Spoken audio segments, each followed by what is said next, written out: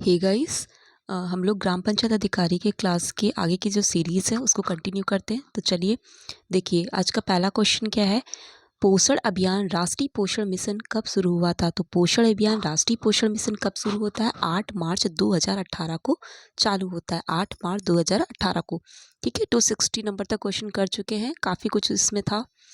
तो ये अभियान जो है वो किसकी रणनीति द्वारा समर्थित है? तो नीति आयोग की रणनीति है। ठीक है, पोषण अभियान नीति आयोग की राष्ट्रीय पोषण रणनीति द्वारा समर्थित है। ये भी यहाँ से क्वेश्चन बन सकता है। इसका उद्देश्य क्या था कि 2022 तक कुपोषण मुक्त भारत प्राप्त करना है। नेक्स्ट हमारे पास प्रधानमंत्री गरीब कल्याण रोजगार अभियान योजना का उद्देश्य क्या है? तो यह योजना जो है देश के ग्रामीण क्षेत्रों के प्रवासी मजदूरों को रोजगार प्रदान करवाना है। ठीक है, प्रधानमंत्री गरीब कल्याण रोजगार योजना जो ग्रामीण क्षेत्रों के प्रवासी मजदूर हैं उनको रोजगार प्रदान करवाना है। 20 जून 2020 को गरीब कल्याण रोजगार अभियान की शुरुआत करी गई थी। कब की गई थी? 20 जून 2020 को। इस अभियान में 6 राज्य राजस्थान, मध्य प्रदेश, झारखंड, उत्तर प्रदेश, बिहार, उड़ीसा को शामिल किया जाएगा, ऐसा तब बोला गया था। इसका उद्घाटन प्रधानमंत्री नरेंद्र मोदी जी ने 20 जून को बिहार के खगड़िया जिले के एक गांव से शुरुआत की थी। 20 जून को इसकी शुरुआत है, 20 जून 2020 को बिहार से इसकी शुरुआत करी गई थी। ठीक है, नेक्स्ट क्वेश्चन है ग्रामीण रोजगार सृजन कार्यक्रम किस वर्ष शुरू किया गया था? तो ग्रामीण रोजगार सृजन कार्यक्रम की शुरुआत 1 अप्रैल 1995 को की गई थी। ओके, किसके द्वारा? खादी और ग्राम उद्योग आयोग के द्वारा की गई थी। इस योजना ने देश के ग्रामीण क्षेत्रों में खादी और ग्राम उद्योग क्षेत्र के तहत लगभग 2 मिलियन नौकरी चाहने वालों के लिए रोजगार के अवसर पैदा किए। ठीक है, तो कब शुरू किया गया था? 1 अप्रैल 1995 को। किसने शुरू की थी? खादी और ग्राम उद्योग आयोग ने शुरू की थी। ठीक है, यह सूक्ष्म लघु और मध्यम उद्योग मंत्रालय द्वारा प्रशासित एक केंद्रीय क्षेत्र की योजना है। प्रधानमंत्री रोजगार सृजन कार्यक्रम की घोषणा 15 अगस्त 2008 को की गई और इसे REGP योजना के स्थान पर शुरू किया गया। ठीक है, देखिए जो ये ग्रामीण रोजगार सृजन कार्यक्रम है, ठीक है, तो इस 1 अप्रैल 1995 को की गई। फिर प्रधानमंत्री रोजगार सृजन कार्यक्रम की घोषणा 15 अगस्त 2008 को की गई। ठीक है, तो वही है, बस इसमें क्या है, वहाँ पे क्या था, रूरल एम्प्लॉयमेंट था, मतलब ग्रामीण रोजगार सृजन कार्यक्रम था। ओके, और यहाँ पे ग्रामीण की जगह प्रधानमंत्री रोजगार सृजन कार्यक्रम कर दिया जाता है। आर की जगह यहाँ पे PM हो जाता है, बस इतना ध्यान रखना है। 15 अगस्त 2008 को। आगे है किसान क्रेडिट कार्ड की लिमिट 3 लाख से बढ़ाकर कितनी कर दी गई? अब देखिए इसमें मैंने जो आगे के अपडेटेड क्वेश्चन है उनको भी ऐड किया है। बजट से रिलेटेड, यूपी का भी बजट अब आया हुआ है तो उससे रिलेटेड वो क्वेश्चन हम लोग आगे कंटिन्यू करेंगे। ठीक है, पुरानी योजनाएं जैसे हैं जो बजट में उनके कितना उनके लिए आवंटित किया गया है राशि, उसको ऐड करेंगे। तो किसान क्रेडिट कार्ड की लिमिट 3 लाख से बढ़ाकर कितनी कर दी गई है? तो किसान क्रेडिट कार्ड की लिमिट 3 लाख से बढ़ा के कितनी कर दी गई है? 5 लाख रुपए कर दी गई। इंपॉर्टेंट क्वेश्चन है। किसान क्रेडिट कार्ड की लिमिट 3 लाख से बढ़ा के कितनी की गई है? 5 लाख रुपए। ओके, केंद्र सरकार की ओर से देश के आम बजट जो मतलब 2025 का जो पेश किया गया, किसने किया? निर्मला सीतारमण ने।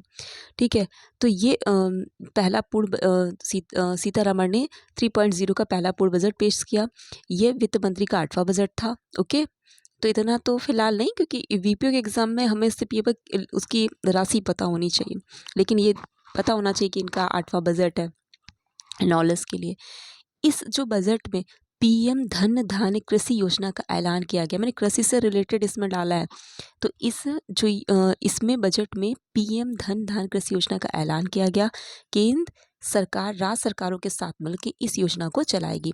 तो 3 लाख से जो किसान क्रेडिट कार्ड की लिमिट 3 लाख से बढ़ा के 5 लाख रुपए कर दी गई। इस योजना में PM धन धान्य कृषि योजना का ऐलान किया गया है, जो कि राज्य केंद्र सरकार दोनों मिलकर चलाएंगी। इस योजना का उद्देश्य क्या है? फसल का जो विविधीकरण है, टिकाऊ खेती के तरीके, अच्छी पैदावार कैसे करी जाए, पंचायत या ब्लॉक स्तरों पे कटाई के बाद भंडारण को बढ़ाने के लिए सिंचाई सुविधा और दीर्घकालीन और अल्पकालीन दोनों प्रकार के ऋण तक पहुँच की सुविधाजनक बनाना है। ठीक है, मतलब दीर्घकालीन ऋण भी प्राप्त कराया जा सके, अल्पकालिक ऋण भी प्राप्त कराया जा सके, प्रदान कराया जा सके, और कृषि उत्पादकता को बढ़ाया जाए। इस योजना में 1.7 करोड़ किसानों को सहायता मिलेगी। अनुमानित ये बोला गया है। इस योजना को 100 जिले में चलाया जाएगा। ओके, किसान क्रेडिट कार्ड यानी केसीसी के तहत सरकार 7.7 करोड़ किसानों, मछुआरों, डेयरी किसानों के लिए अल्पकालिक ऋण की सुविधा प्रदान करने जारी रखेगी। ये सब इसमें बजट में बोला गया, जो केंद्र सरकार वाला बजट था उसकी बात है ये। कपास की पैदावार बढ़ाने के लिए 5 साल का मिशन चलाया जाएगा। बिहार में मखाना बोर्ड की स्थापना की जाएगी। छोटे किसानों व्यापारियों को लाभ होगा, तो मखाना बोर्ड की स्थापना का बिहार में बोला गया है। ई श्रम इंश्योरेंस का गठन किया जाएगा, 1 करोड़ श्रमिकों को लाभ होगा। तो इसमें आपको यहाँ पे ये जो योजना का जिक्र किया गया था, पीएम धन धान्य कृषि योजना, ये आपको ध्यान रखना है। ओके, ये तो मैंने इस सिलेबस के में जो नोट पॉइंट है जो स्टार्टिंग में, तो वो मैंने ऐड कर दिया। चलिए, इसमें ये पीडीएफ यहाँ पे पड़ गई है, तो देखते जाइए। देखिए क्या है, रामायण के अध्ययन से संकेत क्या मिला। रामायण में जो बोला गया कि जो प्रशासन को 2 भागों में बांटा गया, पुर और जनपद। पुर मतलब नगर को बोला गया और जनपद गांव को बोला गया। ठीक है, यहाँ पे राज्य में एक जाति पंचायत भी होती थी और जाति पंचायत द्वारा निर्वाचित व्यक्ति राजा के मंत्री परिषद का सदस्य होता था। ओके, इस सिलेबस पे है तो कोई दिक्कत नहीं है। तो रामायण में किसकी प्रशासन को 2 भागों में बांटा गया, किन 2 भागों में, पुर और जनपद की बात की। पुर किसको, नगर को, जनपद किसको, गांव को बोला गया। इसमें राज्य में एक जाति पंचायत की बात करी गई है। जाति पंचायत द्वारा निर्वाचित जो व्यक्ति है राजा के मंत्री परिषद का सदस्य होता है। ठीक है, रामायण के बाद महाभारत की बात करें तो महाभारत में ग्राम के ऊपर 10, 20, 100, 1000 ग्राम समूह की इकाइयाँ विद्यमान थी। तो ये ऑप्शंस में बन सकता है, मतलब एक दे देगा किस तरह के समूह में बनाया गया था। तो 10, 20, 100 और 1000 ग्राम समूह में बनाया गया था। ओके, तो 10 ग्रामों का जो प्रमुख होता था उसे 10 आप, और जो 20 का होता था उसे विंश अधिपति को रिलेट करा लीजिएगा। अब 100 हो गया तो 100 का क्या हो, शतग्राम अध्यक्ष। और अगर 1000 ग्रामों का प्रमुख है तो वो शतग्राम पति कहलाता था। 10 का दशप, 20 वाले का विश्व अधिपति, 100 का शतग्राम अध्यक्ष और 1000 ग्राम के प्रमुख जो होता था उसे शतग्राम पति बोलते थे। फिर मौर्य और मौर्योत्तर काल में भी ग्राम के मुखिया जो होते थे उसे वृद्धों की एक परिषद होती थी। अब वृद्धों की परिषद किस में होती थी, तो मौर्य मौर्योत्तर काल की बात कर रहा है। ठीक है, गुप्त काल में नगर पालिकाओं के अस्तित्व के भी प्रमाण हैं। प्रत्येक विषय के अंतर्गत कई गांव होते थे। ग्राम प्रशासन की सबसे छोटी इकाई होती थी। तो गुप्त इसमें क्या, ग्राम प्रशासन की सबसे छोटी इकाई होती थी। इसका सर्वोच्च अधिकारी ग्रामिक, ग्रामपति या महत्तर होता था, जो आज के मुखिया के समान होता था। ग्राम सभा के अस्तित्व का साक्ष्य भी मिला है। पेट ग्रामों के समूह को कहते थे। तो ग्रामों के समूह को पेट गुप्त काल में बोला जाता था, ध्यान रखना है। सल्तनत काल के दौरान दिल्ली के सुल्तानों ने अपने राज्यों को प्रांतों में विभाजित किया था, जिसे विलायत कहा जाता था। तो विलायत किसे बोला जाता था, ये पूछा सकता है। तो सल्तनत काल के दौरान दिल्ली के सुल्तानों ने अपने राज्यों को जो प्रांतों में विभाजित किया था, तो उनको प्रांतों में जो विभाजित किया उनको विलायत कहा जाता था। ग्राम के शासन के 3 महत्वपूर्ण अधिकारी होते थे। प्रशासन के लिए मुकद्दम होता था, राजस्व संग्रह करने के लिए पटवारी होता था, जैसे आज का लेखपाल। पंचों की सहायता से विवादों के समाधान के लिए चौधरी होता था। ठीक है, प्रशासन के लिए मुकद्दम, राजस्व संग्रह के लिए पटवारी, पंचों की सहायता से विवादित समाधान के लिए चौधरी होता था।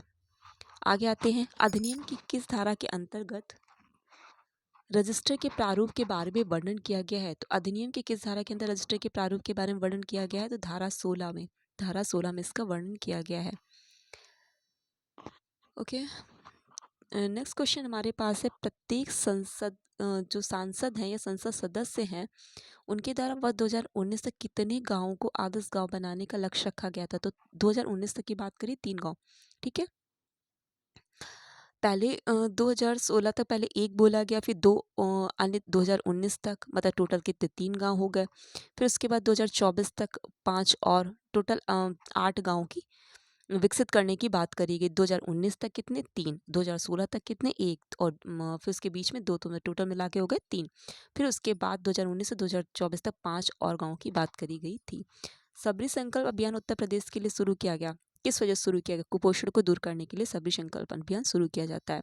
उत्तर प्रदेश में कुपोषण को मिटाने के लिए सबरी संकल्प अभियान शुरू किया गया। यह योजना उत्तर प्रदेश के 29 जिलों में शुरू की गई थी। 29 जिलों के, फिलहाल ये डेटा आप ऐसे ही देख लीजिए, ध्यान नहीं रहे तो मैं आगे बढ़ती हूँ। ठीक है, क्योंकि जो ज़रूरी है हमें वो पढ़ना है। नेक्स्ट है हमारे पास, कृषि और संबद्ध सेवाओं के लिए कितना % बजट आवंटित किया गया है। अब ये उत्तर प्रदेश का जो बजट हाल ही में पेश किया गया है उससे रिलेटेड क्वेश्चन है, बहुत ही अपडेटेड क्वेश्चन है ये, आने के काफ़ी चांसेस हैं। तो कृषि और संबद्ध सेवाओं के लिए कितना % बजट आवंटित किया गया है? तो उत्तर प्रदेश के अकॉर्डिंग तो कृषि और संबद्ध सेवाओं के लिए 11% का बजट आवंटित किया गया। जितना टोटल बजट है उसका 11% जो है कृषि और उससे संबंधित सेवाओं के लिए आवंटित किया गया है। देखिए, योगी सरकार ने लगातार 9वें बजट में उनका जो मतलब 9वां बजट तो उसमें महिलाओं, किसानों, इंफ्रास्ट्रक्चर को लेकर बड़े ऐलान किए। ये बजट 8,08,736 करोड़ रुपए का रहा। टोटल कितना 8,08,736 करोड़ का रहा। ठीक है, ये जो बजट अब की बार पेश किया गया है तो वो 2024-2025 का जो बजट ड्यूरेशन था उससे 9.8% अधिक है उससे।